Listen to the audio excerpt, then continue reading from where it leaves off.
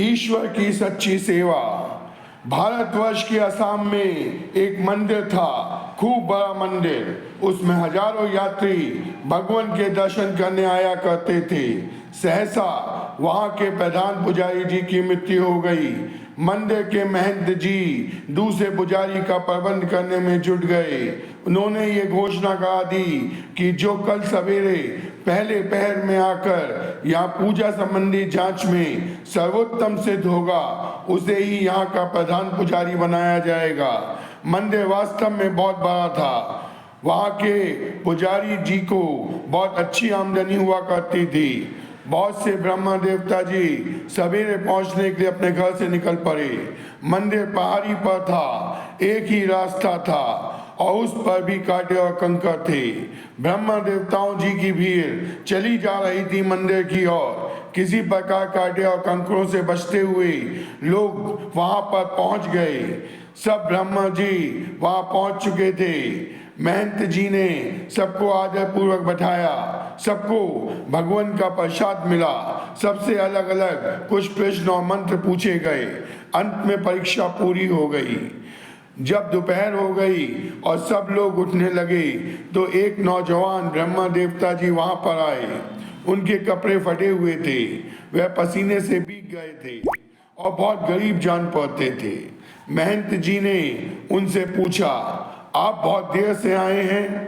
तब ब्रह्मा देवता जी ने बताया, मैं जानता हूँ मैं केवल भगवान के दर्शन करके लौट जाऊंगा। महंत जी उनकी दशा देखकर बहुत ही दयालु हो रहे थे। वो बोले, आप जल्दी क्यों नहीं आए? उन्होंने उत्तर दिया, घर से मैं बहुत जल्दी निकला था।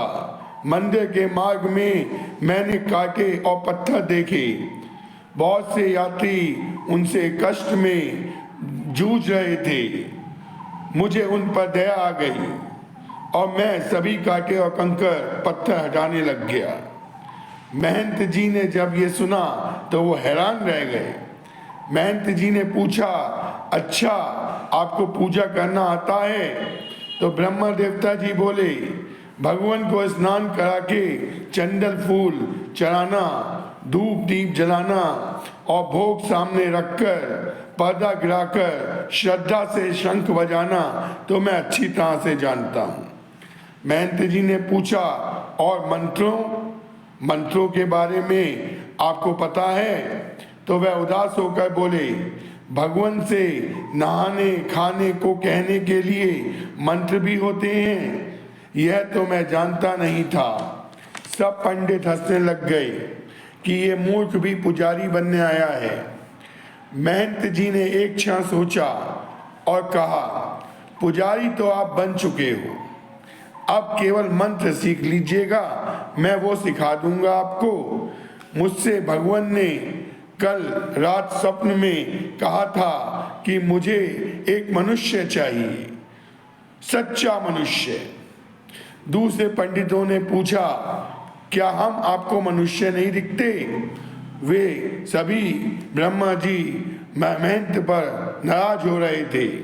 इतने पढ़े लिखे विद्वानों के रहते महंत जी एक ऐसे आदमी को पुजारी बना रहे थे जो मंत्रों के बारे में भी कुछ नहीं जानता था। यह पंडितों को अपमान की बात जान पड़ी। महंत जी ने पंडितों की ओर देखा और कहा, अपने स्वाद की बात तो पशु भी जानते हैं। बहुत से पशु बहुत चतुर भी होते हैं, लेकिन सचमुच मनुष्य तो नहीं होते। जो दूसरों को सुख पहुंचाने का सच्चा ध्यान रखता है, जो दूसरों को सुख पहुंचाने के लिए अपने स्वार्थ और सुख को भी छोड़ सकता है, वही सच्चा मनुष्य है। पंडितों का सिर नीचे झुक गया। उन लोगों को बड़ी लज्जा आई। वे धीरे धीरे उठे और मंदिर में भगवान को और महंत जी को श्रद्धा से नमन करके उस पर्वत से नीचे उतरने लगे। भाई, तुम जरा सोचो तो, क्या तुम वास्तव में मनुष्य हो या नहीं?